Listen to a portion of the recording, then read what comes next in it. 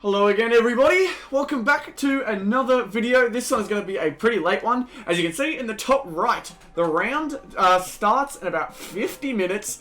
I'm making this video quite late, purely because of the fact that I don't know who may want to see this. And I do like to at least have some kind of, anonymity. I don't know what the word is, but basically I like being able to not show off too much. But as you can see, 50 minutes left. I'm basically going to go through my tips and my teams going into the round 10 for Teamcoach. Teamcoach has been keeping me very busy with the AFL at least over time. As you can see, I'll quickly show you guys the ladder for top 18. I was able to come 7th last round, got me in the top 7, and I was able to get a prize card for it. I was pretty happy with that. So now I am kind of mixing and matching certain players to see who will fit where. I'm pretty happy with the look of my squad at the moment, both top 4 and top 18. I'll go through a little bit.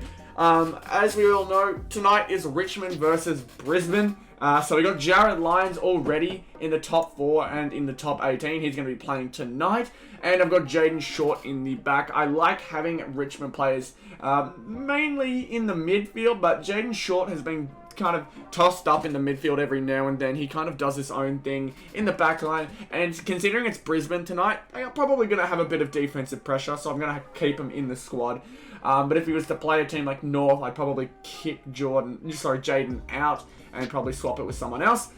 Now we go over to the top 4 again. Jared Lyons is our only one. We've got Todd Goldstein. He played really well against Hawthorn, and Essendon is nowhere near as bad as Hawthorn is this season, I don't think, in my own opinion. Please don't be angry if you're a Hawthorn fan, but Todd Goldstein I'm going to use because he outperformed Brodie Grundy. And Brodie Grundy had a really disappointing game against the Swans, I would at least presume. Usually he's doing really well, and I think he's doing the best, but I want to let Todd Goldstein have a go. I think there's a chance he does well.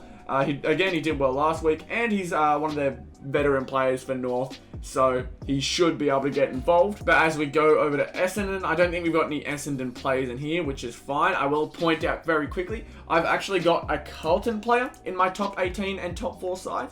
Harry Mcrae, I've ended up switching up to him. I thought he wasn't playing because I think he was injured a tad bit in the last game to whoever it was. I can't remember off the top of my head, but they lost last game, and so Harry Mcrae kind of suffered in that end. Obviously, as a Coleman leader, he's going to be getting those goals. I'd presume he'd be able to get a goal. I think they're coming up against Hawthorn even. Hawthorn maybe?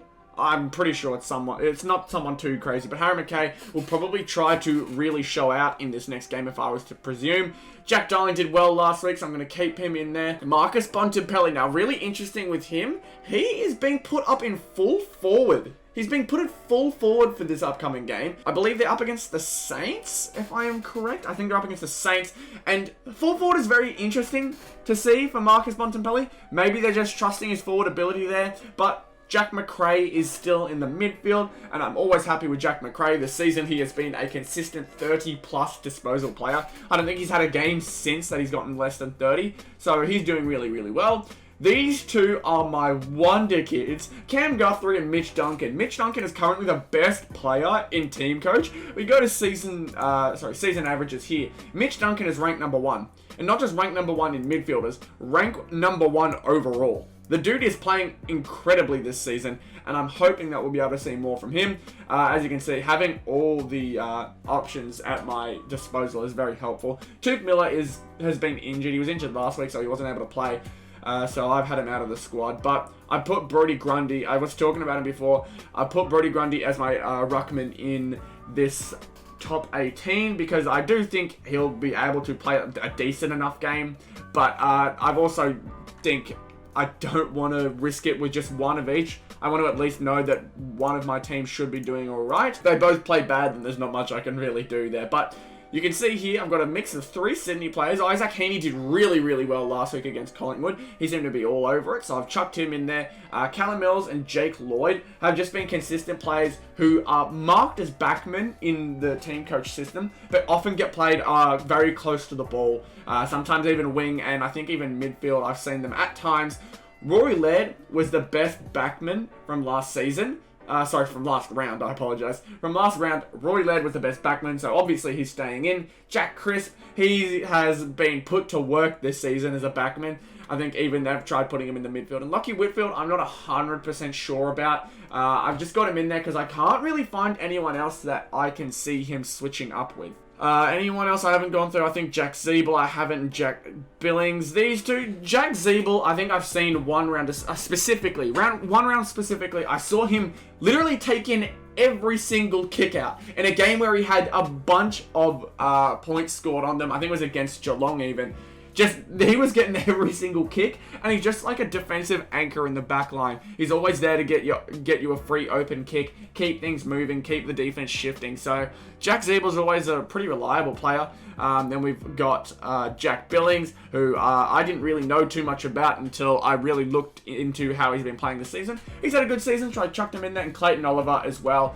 I've even thought about putting him on my top 4 and even my Star Powers team because Clayton Oliver is surprisingly doing well this season. I don't think I missed anyone in terms of top 4. I talked about Jared Lyons, Rory Laird, and Marcus Bontempelli, like with his full forward stuff. I'm confident with this top 4 squad. I'm hoping that Todd Goldstein can really pull out a good one this coming game. But yeah, Jared Lyons has pretty much been one of the most high consistent players. When he plays well, he's always getting lots of points. So it's good to see him. Hopefully though, Todd Goldstein is really just a wild card for my top 4. But if we go over to our star powers, you can see right here, we have got a very interesting look. I believe with my Mega, I had it as Brodie Grundy before. Yeah, Brodie Grundy was who I used last round, and he was only 50th. He only had 76 points, and he's been doing really well all season. So I'm going to give Patrick Cripps a go. Obviously, he averages 75 points. He got 90 last round, and he's currently kind of worrying about an injury, but I'm pretty confident he'll have a good game. I'm confident that he'll be able to show up against Hawthorn, at least. I feel like that's probably the most confident I can be when it comes to playing a green card. Jack Macrae, I've gotten here as my super. He's just consistently great. He's consistently awesome. Season average is rank 3. Sam Walsh has been doing really, really well as of late, but I'm still confident with my Jack Macrae. Hugh McCluggage has just been a really, really nice card for me. Jacob Hopper has surprisingly been pretty decent, but Hugh McCluggage is just consistently good. He's a future player, and he's ranked 21, so he's using his future right now. He's just consistently one of the best ones. James Rowbottom, I'm not 100% sure with. I've thought about trying to switch him up with someone. However, I just can't find anyone who has a better season average. The Rising doesn't have too many people who can consistently get you a good game. Noah Anderson is 74. We've got a 94 from Jordan Ridley. Brendan Parfitt's 106. Sarong's a 97. Allen's 158. So you can tell right now that not much is too good. Kaiser, I've really liked this season, but even then, he's still not getting too many points. James Rowbottom just finds himself in the midfield for the most part, so I'm not using him. I'm going to use him again. And Jack Zeeble is kind of my anchor. I can always trust him to almost consistently give me really good numbers every single week. But I may end up switching him out instead of him being a green. I'll use him as a regular silver. I may even chuck in someone else. Not too sure. We'll see what happens. But I'm hoping that Jack Zeeble can do it again once this season. I think I came 73rd. I came 73rd last round, which isn't great, but it's very difficult to find the right Star Powers team. If I can manage a 600 week, I think that'll get me a good spot, because it's top 20. It's top 20 that get one of the prize cards for this one. So hopefully we see some good results. But yeah, that's where I'm going to end this video. Good luck, everybody, on your... oh, wait, no. I forgot about my tips. I've got my tips. We can look right here. I've already submitted them, but I can quickly go here to technically change tips. I've got Brisbane for tonight. I'm not confident about it. Richmond, I always hate tipping against Richmond. I mean, it's a pretty common rule for anyone who knows. Pretty much, you just don't bet against the proven. You don't bet against the proven. And Richmond just, they may look really down at the moment. They may look the weakest in a few years, but man, Richmond could pull out something, and they can do it quickly. I've got Carlton beating Hawthorn. After last week's performance, I don't see them with too much confidence. I've got Power beating Collingwood. Again, they've had a rough season. They may be trying to use their young players now. I'm going Essendon over North. Although North played really well against Hawthorn and got the win, I don't see them pulling it over Essendon. Unless Essendon completely flop, I think Essendon is still going to pull that one out. But I've got really high hopes for North's future and maybe a couple more wins throughout the season. But I've got Geelong beating Gold Coast. Gold Coast just feel like a dead horse. If you try and tipping them, it's going to end horribly. We've got GWS beating West Coast. I always like to kind of put an upset pick in there. And so I'm going to have Giants beating West Coast. West Coast, I think, are going to pull... I think, realistically, I'd like to see West Coast pull out a win. They're an entertaining team, but I think GWS may be able to pull one out here. I'd like to see them do it at least. I've got the Dogs beating the Saints. The Dogs are one of my personal favourites. Not my favourite, obviously, but Western Bulldogs are a nice team to see, and I think they're going to pull it out over the Saints.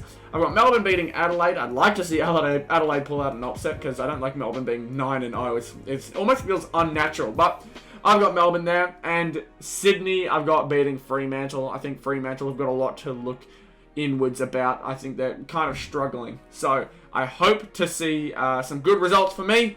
I'm hoping things go well, and I hope things go well for you guys as well. Like I said before, I hope you guys enjoyed this video. Be sure to leave a like, subscribe to the channel if you are new. Everything is very appreciated, and good luck everybody. Hope you all do very, very well. Catch you later.